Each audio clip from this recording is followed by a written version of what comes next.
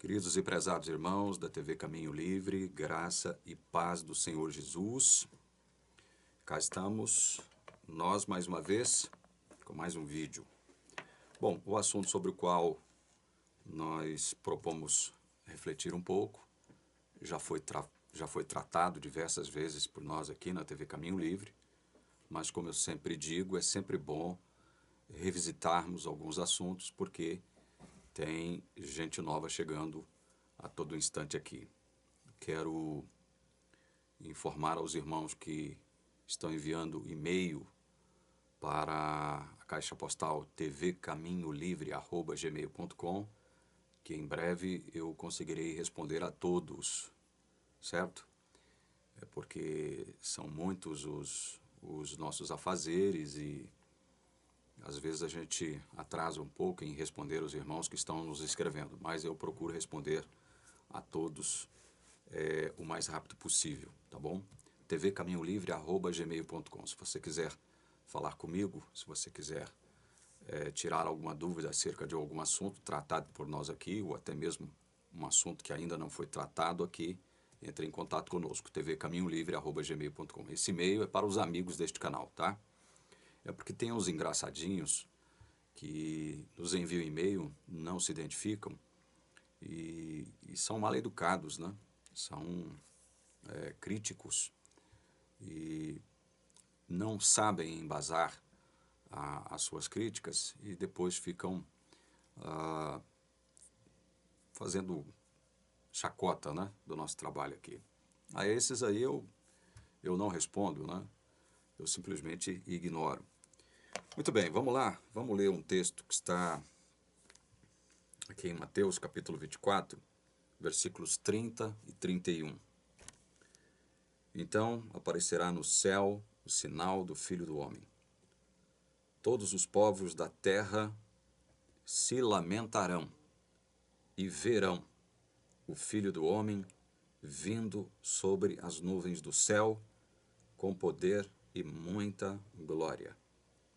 E ele enviará os seus anjos com grande clangor de trombeta, os quais reunirão os seus escolhidos dos quatro ventos, de uma a outra extremidade dos céus. Meus queridos, esse texto ele foi pronunciado dentro daquele contexto em que Jesus expõe aos seus discípulos as tribulações pelas quais eles passariam ainda em sua época, pouco antes da cidade de Jerusalém e o templo serem destruídos. Mas ele também se aplica aos acontecimentos que antecederiam a sua vinda, agora nos últimos dias da história do planeta Terra. Então, são textos aqui no verso 24 que têm dupla aplicação. Uma aplicação mais imediata, ainda na época dos discípulos, como eu disse, tratando da destruição da cidade de Jerusalém e do templo, e a aplicação última para agora, nos últimos dias, dias que antecederiam a volta do Senhor Jesus. Muito bem, agora prestemos atenção ao que Jesus afirma aqui. Primeiro ele fala de um sinal. Haveria um sinal do Filho do Homem no céu. E todos os povos da terra se lamentarão e verão o Filho do Homem vindo sobre as nuvens do céu com poder e muita glória. Percebam que haverá um sinal, nós não sabemos que sinal é esse, que Jesus enviará, que estará no céu. É um sinal que anuncia que Jesus está voltando. E a afirmação seguinte, ela é espantosa, porque ela diz que todos os povos da terra se lamentarão. Perceba, todos os povos da terra se lamentarão. O que isso quer dizer? Quer dizer que toda pessoa pertencente a todos os povos da terra se perderão? Não. Mas quer dizer que todos os povos da terra que não creram em Jesus, todos aqueles pertencentes a todos os povos da terra que não creram em Jesus, se lamentarão. Então, Jesus já está deixando bem claro que nem todos os povos da terra se salvarão em sua totalidade. Haverá pessoas, muitas, dentre todos os povos da terra, pertencentes a todos os povos da terra, que se perderão. A pergunta que eu gosto sempre de fazer nesse caso, quando eu falo disso, é uma pergunta que exige uma resposta simples, mas que é de grande valor para que nós possamos entender um pouco mais, ampliar os nossos horizontes acerca da doutrina da eleição da graça. Ora, se Jesus está anunciando aqui que aqueles pertencentes a todos os povos da terra que não creram nele se lamentarão diante da sua vinda gloriosa, será que ele não sabe quem são esses? A não ser que você não creia na onisciência de Deus ou de Jesus. Existem pessoas dentro do cristianismo que não creem na onisciência de Deus e, portanto, na onisciência de Jesus. Até porque muitos desses não creem que Jesus também seja Deus. É o caso dos unitaristas. Para eles, só existe uma pessoa divina, não mais do que uma. Jesus é um ser criado. Ele não é Deus. O Espírito Santo é uma força, é uma energia. Ele também não é Deus. Ele é uma força, uma energia proveniente de Deus, mas ele em si não é uma pessoa, não possui personalidade própria e não é Deus. Então, esses que assim pensam, veja, eu simplesmente estou os caracterizando, eu não estou fazendo nenhuma crítica aqui, sabe? Eu cansei dessa história, né, de ficar pegando no pé dessa gente, porque tem muitos filhos de Deus no meio desse povo aí, né? E eu creio nisso. Então, eu falo isso com respeito, eu só estou simplesmente apontando aquilo no qual eles creem e aquilo no qual eles não creem. Então, a pergunta que eu faço é o seguinte: se Jesus já sabe que todos os povos da terra se lamentarão, e isso não significa que cada pessoa pertencente a todos os povos da terra se perderão, mas sim que em todos os povos da terra haverá gente perdida, gente que não creu no seu nome. A pergunta que eu faço é: Jesus sabe quem são esses ou não? Sabe ou não? Se você, como eu, crê na onisciência de Jesus, se você, como eu, crê que Jesus é uma pessoa divina também, tanto quanto humana, ele obviamente sabe quem são esses pertencentes a todos os povos da terra que se perderão. E por isso lamentarão a volta de Jesus, a vinda de Jesus, com poder e glória. Outro fato acerca da vinda de Jesus é que ele vem com poder e glória, ele vem de forma visível.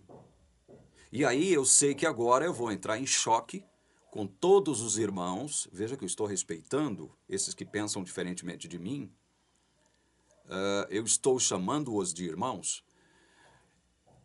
Jesus, veja bem, esse ensino de que Jesus vem de modo secreto, arrebatar de modo secreto muitos, gente, com todo respeito, eu falo a esses que creem no arrebatamento secreto.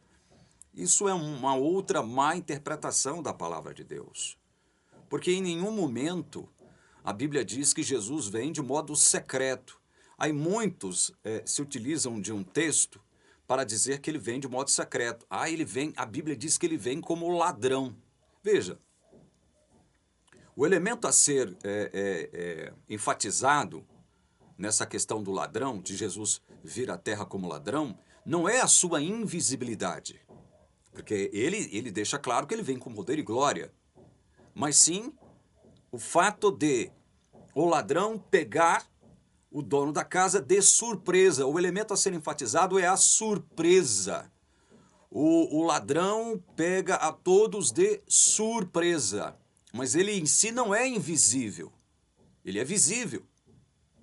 Então, quando você pega esse texto sobre a volta de Jesus dizendo o seguinte, olha, a Bíblia diz que Jesus vem como ladrão, então ele vem de forma invisível, arrebatar os seus. Gente, mais uma vez, eu digo com muito respeito a esses que creem assim.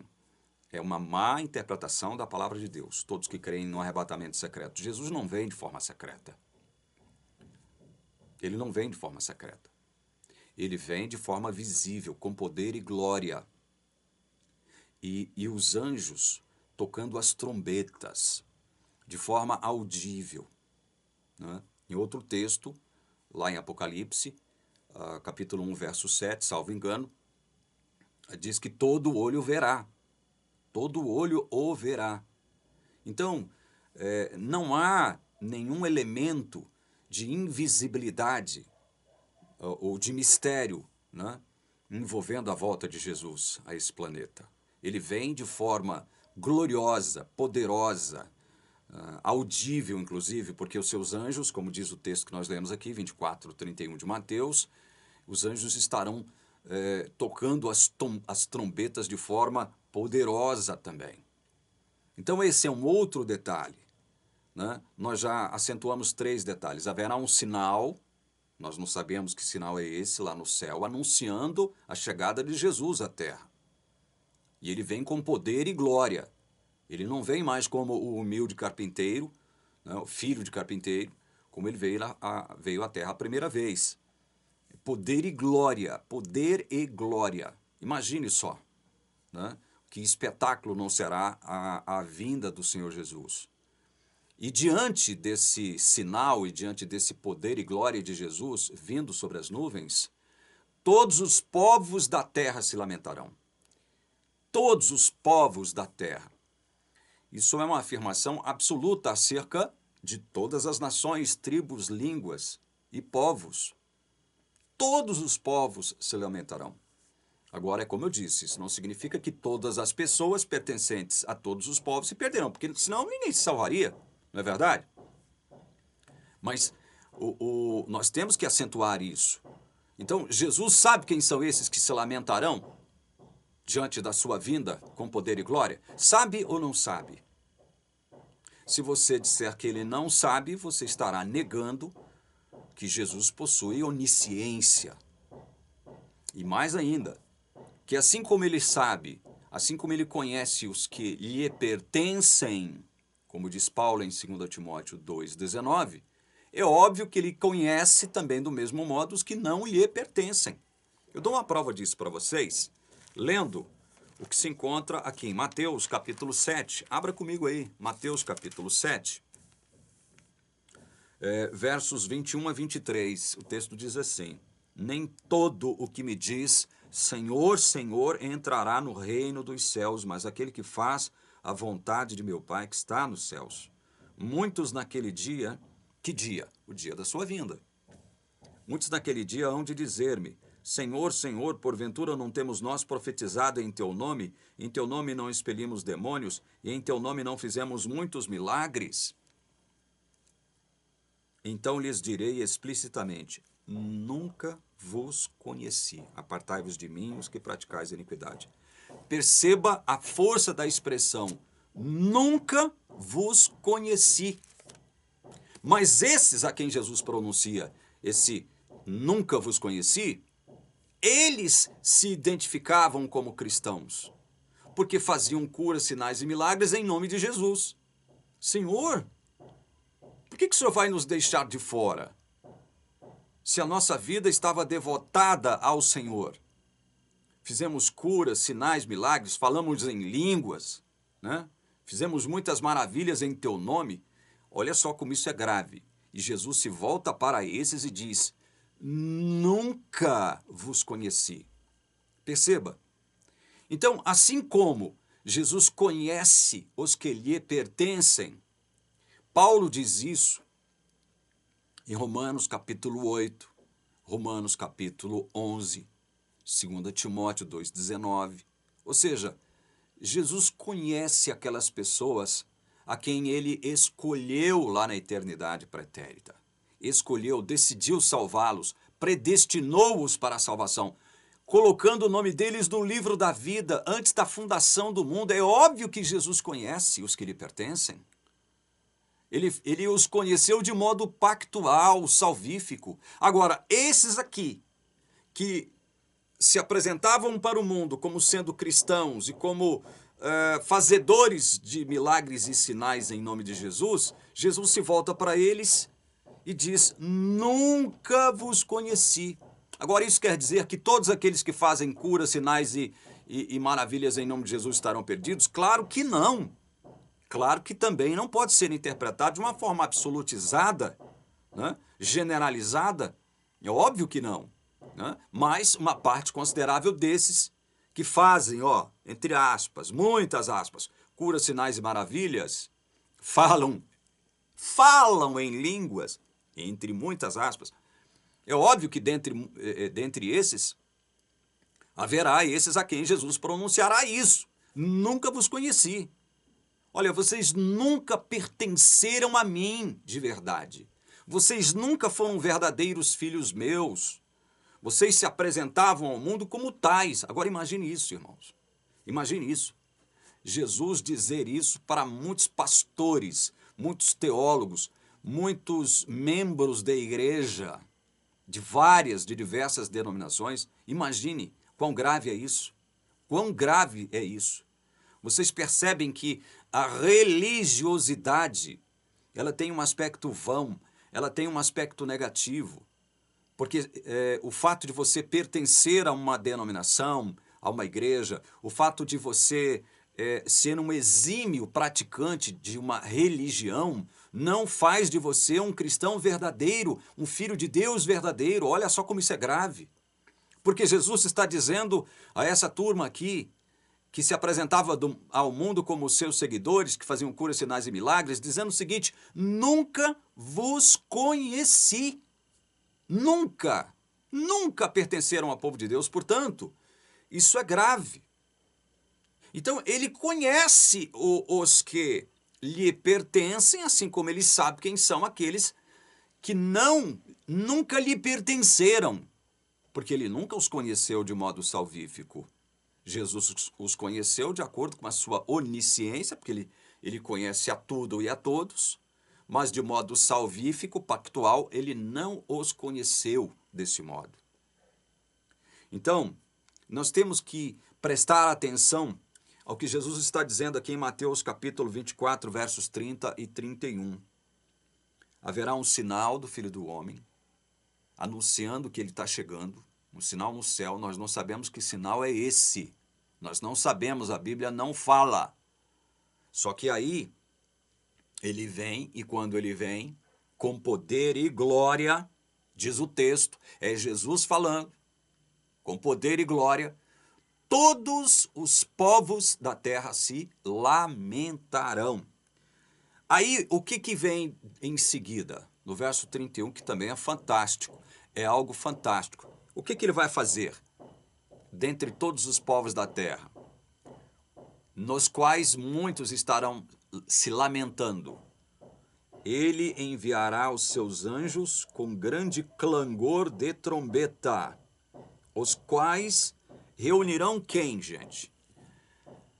Quem será reunido pelos seus anjos ao toque poderoso das trombetas? Quem será reunido? Vai sair gente do Oriente, do Ocidente, do Norte, do Sul, do Leste, do Oeste, gente do povo tal, da nação tal, do país tal, da língua tal. Quem?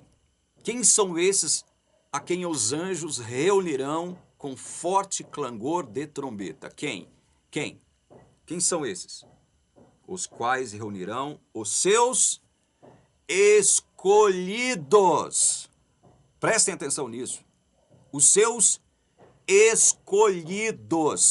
Somente os escolhidos de Deus serão reunidos dentre todos os povos da terra que estarão se lamentando. Então, esse é mais um fato para o qual você precisa prestar atenção, especialmente para você. Eu falo, meu irmão adventista, minha irmã adventista. Aí tem gente, e eu já recebi essa reclamação inúmeras vezes, eu nem sei contar, né, de quantas vezes eu já recebi essa reclamação, de gente escrevendo aqui na seção de comentários o seguinte: olha, você só fala da igreja adventista. Gente, se vocês estão incomodados com isso, vão assistir outro canal. Assistam outro canal, existem outros canais aí dando atenção a outras denominações. Por que eu me dirijo ao adventista? Porque esse ministério aqui é voltado para o povo adventista. Esse ministério aqui é voltado para o adventista. Portanto, se você não consegue mais me ouvir falando da teologia adventista, corrupta, mentirosa, vá assistir outro canal. Assista outro canal, por quê? Porque esse ministério aqui é voltado para a teologia adventista, é voltado para o povo adventista. Em relação à teologia adventista, eu faço críticas, mas é óbvio que em relação àqueles pontos nos quais eu creio que a teologia está correta, eu também falo sobre eles. Eu já falei muito sobre isso. Eu concordo com muitos pontos doutrinários da igreja. Eu já disse isso aqui também. Então, eu não falo só dos pontos negativos, né, da doutrina, do arcabouço doutrinário como um todo da igreja adventista. Eu acentuo também, eu procuro acentuar os pontos positivos nos quais eu ainda creio. Eu fui adventista e há algumas coisas que eu ainda creio, alguns posicionamentos, alguns pontos teológicos e doutrinários nos quais eu creio.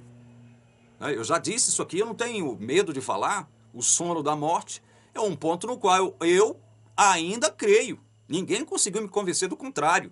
Nenhum calvinista, nenhum reformado me conseguiu convencer disso. Agora, nem por isso eu vou deixar de me reconhecer como calvinista. Porque no aspecto da salvação do evangelho, eu sou 100% calvinista. No aspecto da salvação, no que tange, no que diz respeito à salvação, eu sou 100% calvinista, calvinista dos 5 pontos. Né? Eu sou calvinista com muita força, muita convicção. Eu não arredo um pé do evangelho que é pregado pelos calvinistas, porque é o evangelho bíblico verdadeiro, é o verdadeiro evangelho da graça. Coisa que a igreja adventista, conhecimento que a igreja adventista não tem. Não tem. Eu continuarei afirmando e reafirmando isso com muito respeito, porque eu estou me dirigindo especificamente para o povo adventista, o povo ao qual eu pertenci por 26 anos. E sei, praticamente em quase todos os vídeos, não em todos, mas em quase todos, eu digo o seguinte: Deus tem um povo dentro da igreja adventista. Um dos argumentos que se utilizam para poder tentar me objetar aqui com relação à questão da eleição da graça, da predestinação para a salvação, é o fato de muitos chegarem em mim e dizer o seguinte: olha, se houvesse eleição mesmo, predestinação, ninguém precisaria pregar, nós não precisaríamos pregar. Olha só que absurdo. Eles nunca entenderam uma linha de raciocínio sob a ótica de Deus.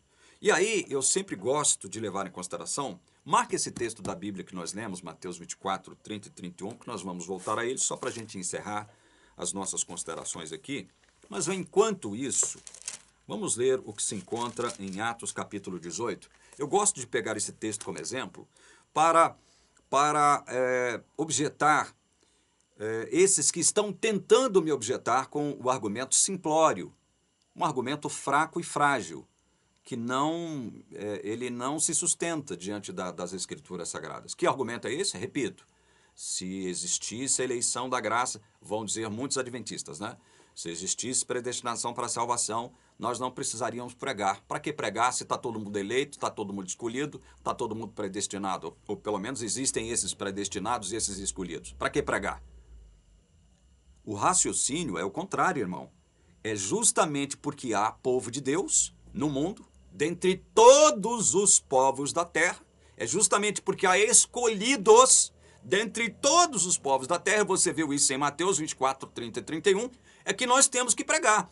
Porque essa função de pregar foi nos conferida. A missão de proclamar o evangelho nos foi conferida. Essa é uma missão nossa. Não é uma missão de anjos. Não é uma missão de Deus em primeira instância. Nós sabemos que Deus fala através de nós. O Espírito Santo fala através de nós. Nós somos apenas instrumentos nas mãos poderosas de Deus Pai, Filho e Espírito Santo. Agora, em segunda instância, de modo secundário, quem anuncia, quem proclama o evangelho somos nós. Essa é a nossa missão. Essa é a nossa missão. Então, eu gosto de utilizar o texto de Atos 18 para mostrar isso aqui para você, que o seu raciocínio está errado. O seu raciocínio está invertido e por isso você erra nas suas conclusões. Olha, Paulo, quando ele estava em Corinto, ele foi perseguido em Corinto pelos judeus. Queriam até matá-lo lá em Corinto. Esse era o plano macabro acerca de Paulo, matar. Porque Paulo, em Corinto, ele se dedicou muito a pregar para os judeus. Ele focou muito nos judeus. Ele pregou muito para os judeus. E houve, dentre os judeus, das sinagogas, aqueles que planejaram matar Paulo. E Paulo, evidentemente, ele soube disso. Ele estava pressentindo que alguma coisa iria acontecer com ele, né? Então ele temeu permanecer na cidade de Corinto por conta disso. Paulo queria picar a mula, queria vazar, queria botar a violinha no saco e sair de Corinto. Mas, porém, contudo, todavia, no entanto, entretanto, esse não era o plano de Deus para Paulo. Olha só o que Atos 18, versos 9 e 10 nos diz aqui. Atos 18, versículos 9 e 10. Olha, teve Paulo durante a noite. Esqueçam o telefone tocando aqui, que esse telefone só me atrapalha aqui, tá? Esqueçam esse telefone tocando, tá? Atos 18, 9 e 10. Teve Paulo durante a noite uma visão em que o Senhor lhe disse: não temas, pelo contrário, fala e não te cales. Verso 10.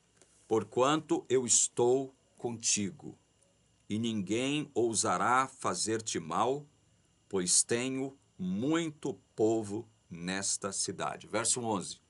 E ali permaneceu 1 ano e 6 meses, ensinando entre eles a palavra de Deus. Preste atenção, meu irmão adventista, minha irmã adventista, eu me dirijo a você com respeito para te dizer o seguinte: olha, se você é um daqueles que pensa que, pelo fato de nós termos sido eleitos, escolhidos por Deus, predestinados para a salvação, nós não precisaríamos mais pregar, presta atenção nesse texto.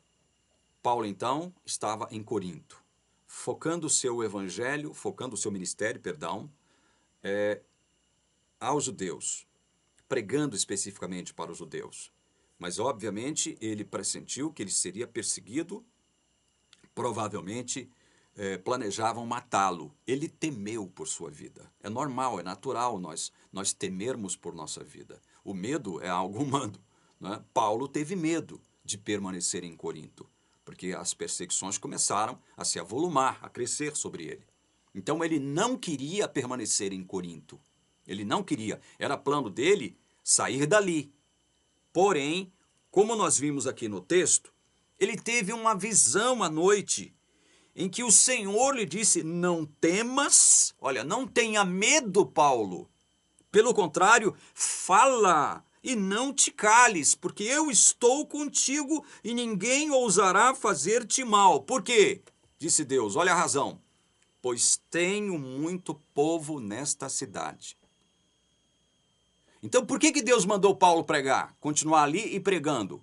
Porque ele tinha muito povo nesta cidade que precisava o quê? Ouvir a mensagem do evangelho que Paulo anunciava. Viram? Porque Deus tem muito povo em determinados lugares, é que Ele precisa que nós, seres humanos, seus instrumentos, preguemos o Evangelho, meus irmãos adventistas. E não o contrário. Não é porque nós já fomos escolhidos, não é porque nós já fomos eleitos, não é porque nós já fomos predestinados, que nós devemos agora cruzar os braços e ficar tranquilos, porque nós já fomos eleitos, escolhidos e predestinados, todos os eleitos, escolhidos e predestinados serão salvos mesmo, então eu não preciso fazer nada. Esse é um raciocínio errático. Se você assim pensa, você está errado, meu irmão. Estou falando isso com respeito a você. Perceba a lógica bíblica. A lógica bíblica é a inversa daquela sua lógica sustentada por você. É porque Deus tem muito povo espalhado por aí, dentre todos os povos da terra, é que Ele precisa que nós anunciemos o seu evangelho, preguemos o seu evangelho. E graças a Deus, os meios para que essa mensagem alcance os escolhidos são muitos hoje. Esse meio que nós estamos utilizando aqui agora é um meio poderosíssimo, a internet. Porque eu estou aqui em Goiânia, no estado de Goiás, no interior do Brasil, e essa mensagem pode alcançar o mundo inteiro. Olha como isso é poderoso. Olha aí como isso é maravilhoso. Então, é porque Deus tem os seus filhos dentre todos os povos da terra, é que nós precisamos pregar. Assim como ele ordenou para Paulo pregar em Corinto mesmo, debaixo de uma perseguição, mesmo Paulo sabendo, pressentindo até, com muita razão, que eles queriam tirar a sua própria vida. Então Deus aparece para Paulo e diz: Paulo, eu não quero que você saia de Corinto. Eu quero que você permaneça aí. Ninguém vai te fazer mal, eu estou contigo, eu vou te proteger. Por que eu quero que você fique aí, Paulo? É para você falar, Paulo. É para você proclamar o evangelho, Paulo. Eu quero que você fique aí e proclame o evangelho, por quê? Porque eu tenho muito povo aí, Paulo. Eu tenho muita gente aí, povo meu que eu escolhi aí em Corinto. E eles precisam ouvir a mensagem. Vejam, gente, isso ao mesmo tempo nos enche de alegria, porque Deus confia ou confiou a nós uma tarefa importantíssima, qual seja a de espalhar o evangelho, de sermos embaixadores do reino de Deus aqui nessa terra. Por isso, aqui Jesus proclamou, versos 30 e 31 de Mateus 24. Então aparecerá no céu o sinal do Filho do Homem. Todos os povos da terra se lamentarão. Todos os povos da terra se lamentarão. E verão o Filho do Homem vindo sobre as nuvens do céu com poder e muita glória. Verão. Poder e glória é coisa para se ver. Todos os povos da terra contemplarão, verão, testemunharão a vinda de Jesus. Verso 31. E ele enviará os seus anjos com grande clangor de trombeta, os quais reunirão os seus escolhidos. Escolhidos dentre onde? Dentre todos os povos da terra. Entenderam? É porque Deus tem os seus escolhidos dentre todos os povos da terra que Ele quer que nós anunciemos o evangelho, preguemos o evangelho. Entendeu agora? Entendeu a dinâmica? Entendeu a lógica bíblica acerca desse assunto? Os seus escolhidos serão reunidos dentre todos os povos da terra, porque os demais que não foram escolhidos, todos eles se perderão.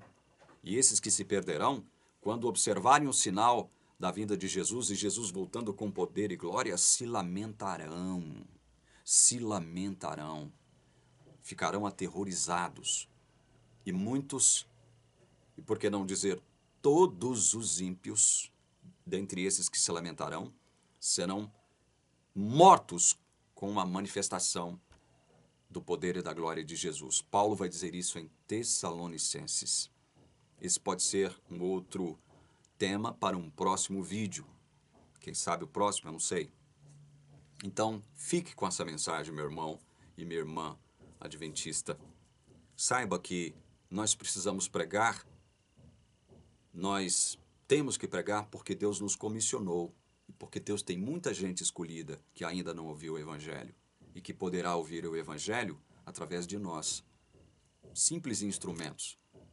Mas nas mãos de Deus, o Espírito Santo tem esse poder, né, de trazer convencimento, convicção e fazer com que esses que ouvem a pregação do Evangelho, que porventura possa ser proclamada por nós, esses se convertam por obra e trabalho do Espírito Santo. Que Deus seja louvado, que você entenda mais um aspecto importantíssimo da questão da eleição da graça, da escolha de Deus. Deus é soberano, Ele fez essa escolha na eternidade pretérita, anotou o nome de todos esses que Ele vem salvar, e já salvou muitos, no livro da vida. O livro da vida, segundo Apocalipse 13, 8 e 17, 8, foi escrito antes da fundação do mundo, meus queridos irmãos. O livro da vida, seu nome não é inscrito no livro da vida no momento em que você se batiza. Esse é um ensino errôneo da teologia adventista. E seu nome, que está ali no livro da vida, jamais será apagado lá, tá? Jamais será apagado do livro da vida. Outro ensino errôneo da igreja adventista, com base numa interpretação errônea de Êxodo 32, é que a igreja diz que quando você peca, você abandona Deus, seu nome é apagado do livro. Mas que quando você se arrepende, volta para Deus, seu nome é reinscrito no livro. Isso é outro entendimento absurdo, né? Absurdo e antibíblico. Com base em interpretações errôneas é que a igreja afirma isso. Eu falo isso com respeito, tá? Falo isso com respeito porque eu me dirijo a você, querendo que você entenda o que é evangelho, o que é o verdadeiro evangelho, o que ele representa, os benefícios de se conhecer o verdadeiro evangelho em nossas vidas. Que Deus possa te abençoar, em nome de Jesus. Amém.